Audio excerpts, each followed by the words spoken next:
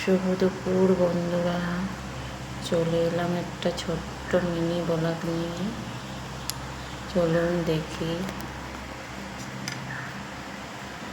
ভাত, চাল কুমড়ো, শুকনো লঙ্কা আর সর্ষে ফোড়ন দিয়ে, পেঁয়াজ রসুন শুকনো লঙ্কা ফোড়ন দিয়ে মসুরির ডাল,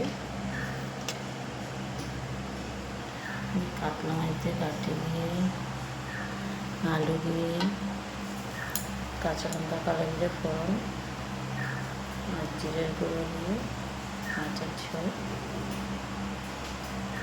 কেমন হয়েছে জানাবেন। শুভ দুপুরের আন্তরিক অভিনন্দন, শুভেচ্ছা রইল। সবাই সবার পাশে থাকবেন, আমি আছি। চলুন পরে আবার আসবো। কেমন হয়েছে জানাবেন।